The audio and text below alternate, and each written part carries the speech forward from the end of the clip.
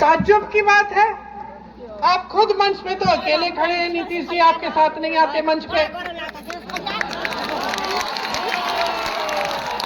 नीतीश जी की कोई सुनवाई ही नहीं है, बेचारे पटना में बैठे हैं, सरकार उनकी दिल्ली से चल रही है।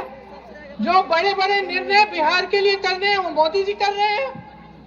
और क्या निर्णय कर रहे हैं? ये निर्णय कर रहे हैं कि बिहार की जमीन 1 रुपए के दाम में अडानी जी को दी जाए।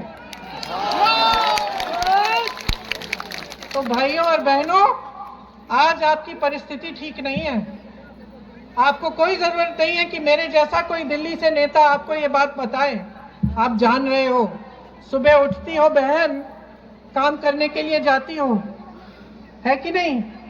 कुछ ज्यादा कमा नहीं पाती, घर आती हो, घर में जो कुछ है, जो भी है, उसी से खाना बना के पका के अपने बच्चों को खिलाती हो, अपने पति को खिलाती हो, अगर परिवार में बुजुर्ग हैं उनको खिलाती हो, खुद आखिर में खाती हो अगर कुछ बचता है, कभी कभी खाली पेट सो जाती हो।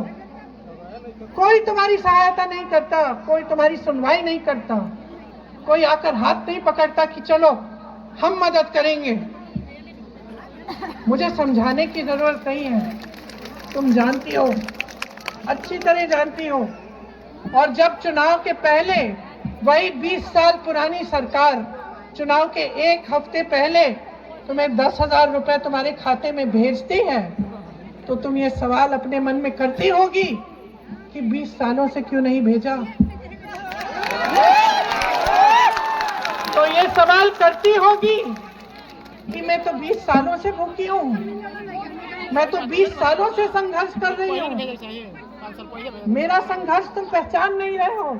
आज चुनाव आ रहा है तो मुझे पैसे भेज रहे हो ताकि मेरा वोट मिल जाए, कुर्सी होगी। बहनों, हम बहुत समझदार होते हैं, इन पुरुषों से ज्यादा समझदार होते हैं हम। ये इन चक्करों में पड़ सकते हैं, हम नहीं पड़ेंगे। हम समझते हैं नियत। सबसे पहली चीज महिला नियत समझती है। अपनी बेटी की शादी के लिए अगर लड़का ढूंढना पड़ेगा तो सबसे पहले तुम उस लड़के को देख के बोलोगी इसकी नियत ठीक नहीं है, इससे नहीं कराऊंगी मैं शादी। करोगी कि नहीं? हंस रही हो। बिल्कुल, मेरी भी बेटी है, मैं जानती हूँ, एकदम पहचान लेती हूँ मैं किसकी नियत ठीक है किसकी नहीं है। तो मैं सिर्फ इतना कहूंगी आपको, 10,000 रुपए आए चुनाव से पहले। भाजपा की सरकार ने, मोदी जी ने बड़ा बड़ा ऐलान किया, लो 10,000 दे रहा हूँ।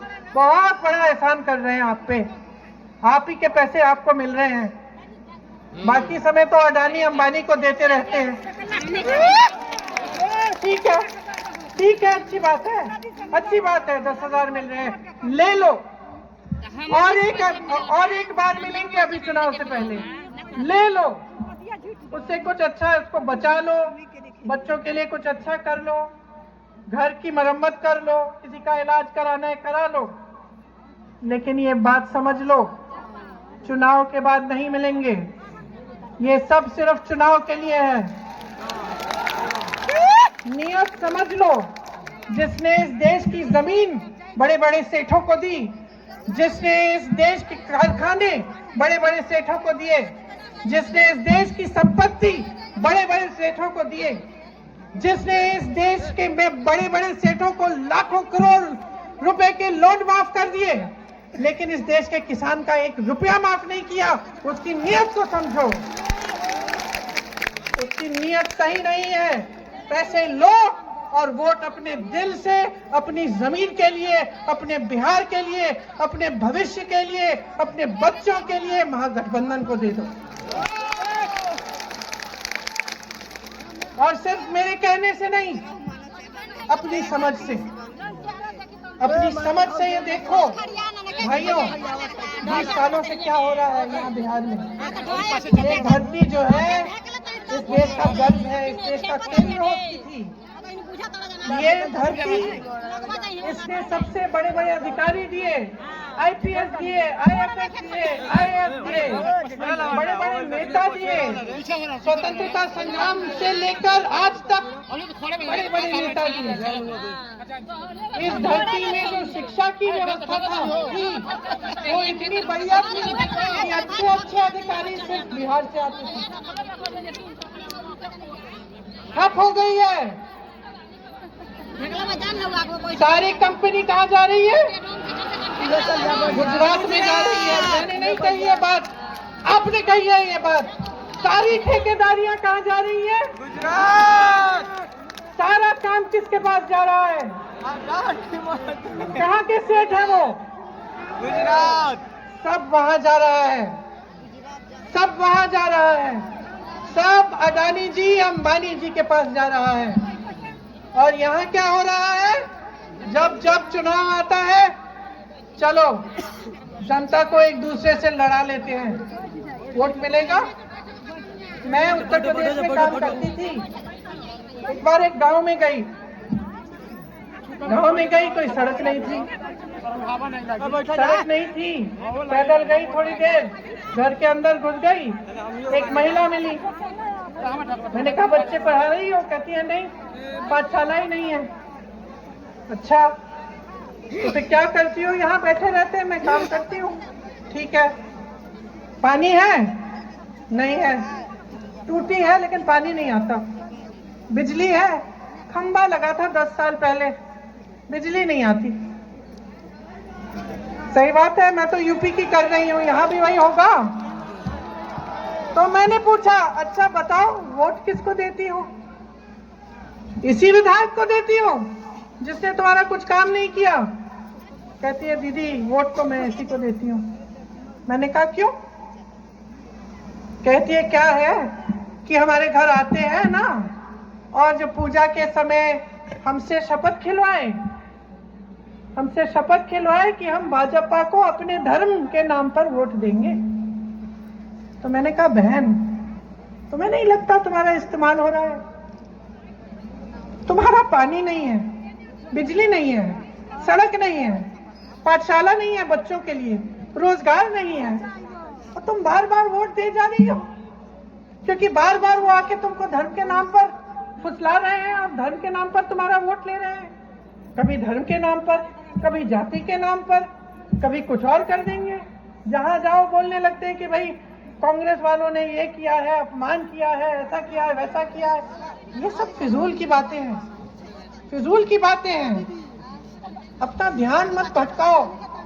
ये जो चुनाव है ये सबसे बड़ी चीज है। अगर इस देश में एक चीज है, एक शक्ति है जो तुम्हारे हाथों में है, समझ लो इसको। 5 साल में एक बार आता है, इसको व्यर्थ मत करो।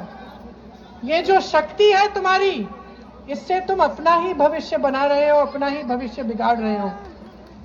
आपस में लड़ने से किसी का भविष्य नहीं बनेगा, किसी के धर्म का गर्व नहीं बढ़ेगा।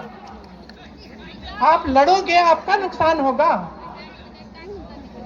आपको याद होगा जब भी कोई बड़ी लड़ाई हो गई है किसी धर्म के बीच, 2 धर्मों के बीच, किसी नेता का नुकसान हुआ? किसी नेता का जनाजा निकला? कोई नेता मिला आपको पड़ा अस्पताल में जिसकी अच्छी खासी पिटाई की थी?